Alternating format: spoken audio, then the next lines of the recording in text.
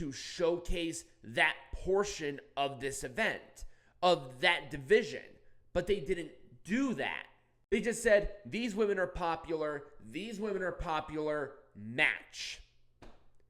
But once again, there are more stories here. There's the stuff with Tekla and Jamie Hayter. There's the stuff with the rest of Triangle of Madness, I think they're called, and Harley Cameron and Willow Nightingale. You obviously have Mercedes Moné and Chris Statlander. You have the Toni Storm and Mina Shirakawa stuff. You have a lot of working parts and pieces here that made this a fairly strong match given the circumstances. And don't think that I put this match in any lower expectation than the men's match. I gave them the same amount of criticism. The women's match was superior at the end of the day. Also, the finish was 1,000% a very unique call. I liked how they did this. Do I like that Team Mercedes Moné won the match? Do I think Mercedes Moné is still an absolute bad person piece of shit?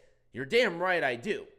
But given the two teams, they were the likely winners.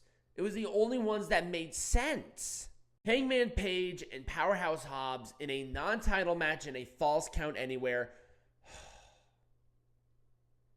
Why? Once again, Hangman Page in a non-title match. He is your world champion, and he's in a bunch of matches. If he was going to be in a match, he should have been in Blood and Guts. How they were going to do that, I'm not necessarily sure, but he should have done that instead of this match. If I was Powerhouse Hobbs, I would be pissed. Why am I wrestling the world champion when the world champion is not on the line? And if I was Hangman Page, you would think that he would want to be more of a main event player instead of an idiot. But you know what? We all can't get what we want. Wasn't a bad match, but it just also wasn't logical. Orange Cassidy, thumbs up. Hangman Page won. The Ops attacked after, but they were run off by Eddie Kingston and Hook. And Hangman Page challenged Samoa Joe in a steel cage match at Full Gear. Sure.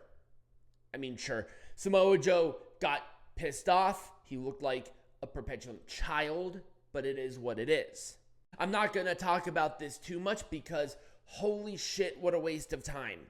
The Ricky Steamboat segment. He was talking about something that happened in the fucking 70s. Ricky, do you know your audience? These are a bunch of AEW fans. A lot of them probably weren't even born until the 90s.